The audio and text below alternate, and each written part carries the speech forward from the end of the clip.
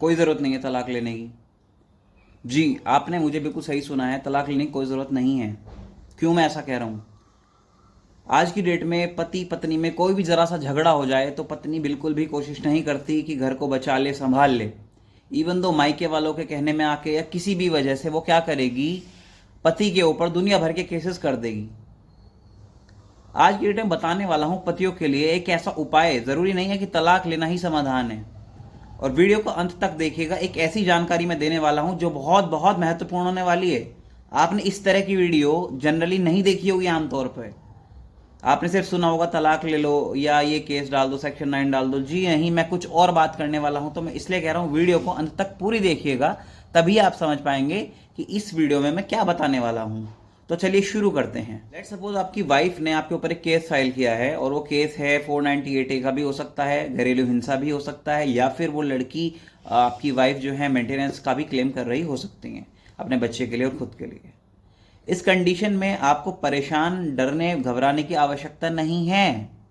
Panic नहीं हो जाना है कि उसने मेरे पे केस कर दिया, अब मैं क्या करूं, मैं तो नहीं ला रहा उसको, और जो है मैं तो जो है सीधा तलाक डाल दूंगा। आप तलाक डाल देंगे on the basis of cruelty. आपको एक्सपीरियंस नहीं है, मेरे को एक्सपीरियंस है कि तलाक लेना हस्बैंड के लिए इज नॉट अ जोक। ठीक है, तलाक लेना आसान नहीं होता है। कोर्ट रूम में जाके आप अपने पक्ष को मजबूती के साथ प्रूव कर दो, या तो आपके पास में एविडेंसेस हो कि वो जो है क्रुएल्टी कर रही है on me, on my family, और मेरे को बोलती है कि बुढ़े माँ बाप से अलग रह लो, या फिर वो लिव इन में रह रही है किसी और पर्सन के साथ में, या तो आपके पास में सफिशिएंट ग्राउंड हो। बट अगर वो नहीं है तो क्या कर सकते हैं आप? लेट सपोज आपने तलाक डाल दिया और वो तलाक हो भी नहीं रहा है, उधर से लड़की ने सेक्शन 9 का केस आपके ऊपर डाल दिया है। वो कह रही है कि मैं तो घर बसाना चाहती हूँ, रखना चाहती हूँ, रिश्ते को रहना चाहती हूँ अपने पति के साथ में। कोर्ट कहती है कि आपको दर्द है भाई, जेंट्स को बोलती है, मैन को बोला जाता है, हस्बैंड को बोला जाता है कि आपको दर्द है तो करो प्रूव, क्योंकि कोर्ट में बिना एविडेंसेस के कोई खेल ही नहीं होता है। तो मैं आपको एक अलग बात बताने वाला हूं कि बिना तलाक लिए आप क्या कर सकते हैं। ठीक है, तो इस वीडियो में सबसे महत्वपूर्ण चीज यह है कि बिना तलाक लिए आप अलग कैसे हो सकते हैं, और उसका तरीका दिया गया है section 10 of Hindu marriage act में। जी हां, यू हर्ड मी करेक्ट।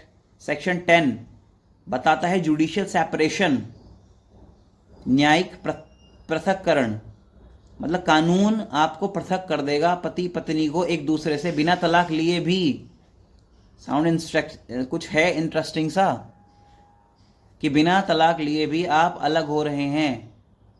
इस मामले में आपको पति हो या पत्नी हो, आप जो है एक पिटीशन फाइल कर सकते हैं, चाहे वो पत्नी हो या पति हो, कोई भी एक पिटीशन फाइल कर देगा। और ग्राउंड वही रहेंगे जो सेक्शन 13 में है, हिंदू मैरिज एक्ट में है। तो ग्राउंड तो सेम है, वही जो हिंदू मैरिज एक्ट में है। तो जो ग्राउंड हिंदू मैरिज एक्ट में है, उन्हीं को बेस बना के जब आप जुडिशियल सेपरेशन की पिटीशन को कोर्ट में मूव करते हैं और इन द एंड जब उसमें ऑर्डर हो जाता है, इस ऑर्डर के तहत आप दोनों अलग अलग रह सकते हैं। इवन दो इसमें आपकी शादी भी बरकरार रहेगी, लेकिन आपका रिश्ता खत्म हो जाएगा। और जुडिशियल सेपरेशन के बाद आप जो है दूसरा शादी भी कर सकते हैं, आप पुनर्विवाह कर सकते हैं, सेकंड मैरिज कर सकते हैं, ई मैरिज कर सकते हैं। देयर इज नो बाउंडेशन। क्योंकि मैं क्यों कह रहा हूं आप ये जो है तलाक का केस मत करो, या फिर करने को देखो आपकी चॉइस है, you are completely free, I am nobody to tell you, but if you want to listen a good advice, तो आप अगर कानून के पचड़े में नहीं पड़ना है, फंसना नहीं है, तो this is the best option for you all husbands. Judicial separation with the consult of your wife, with the consent of your wife, उसकी कंसल्ट करके आप दोनों जो है इसको फाइल कर सकते हैं। तो ये बहुत अच्छा टाइम सेविंग का उपचार है, ऑप्शन है भाई। आप अपने आप को, अपने समय को सेव कर सकते हैं। काफ़ी टाइम लग जाता है, 3 साल, 2 साल, 4 साल, हुआ नहीं हुआ, खारिज भी हो सकता है। अभी रिसेंटली परसों एक जजमेंट हुआ है और वो लड़के के अगेंस्ट हो गया, और मैं उसमें लड़की का वकील था। तो लड़की बहुत खुश, हम भी बहुत खुश कि भाई हम तो केस जीत लिए, अच्छी बात है। चलो that's a different case, but आपको ये भी तो समझना होगा ना कि उस लड़के ने जो कम से कम 3 साल उसने लगाए हैं उस केस में, और वो उसकी खारिज हो गया केस, तब क्या करेगा भाई? वो मामला तो एज इट इज रह गया ना। या तो 13B में चले जाओ, म्यूचुअल कंसेंट से आप डाइवोर्स फाइल ले लो, डाइवोर्स ले लो। 6 महीने का कूलिंग पीरियड होगा, मे बी 9 महीने, साल भर में आपका डाइवोर्स फाइनल हो जाएगा। नहीं कर सकते, जुडिशियल सेपरेशन कर लो। ग्राउंड्स वही हैं जो सेक्शन 13 में है, मैं आपको समझा ही चुका हूँ। और जो है उसके बाद अपना रीमैरिज भी कर सकते हैं। इसमें एलिमनी या ऐसा कुछ भी कोई जरूरी नहीं है कि मेंटेनेंस देना पड़ेगा, बस खर्चा वही होगा नॉमिनल सा, जो कोर्ट में आने जाना वकील साहब की फीस होगी। तो इसके बेस पे आप बहुत अच्छे तरीके से अपना टाइम सेव कर सकते हैं। और अगर आपको इस तरह की लीगल जानकारी अच्छी लगती है तो इस चैनल को सब्सक्राइब करिए, वीडियो लाइक करिए और उनके साथ शेयर करिए जिनको इसकी बहुत आवश्यकता है।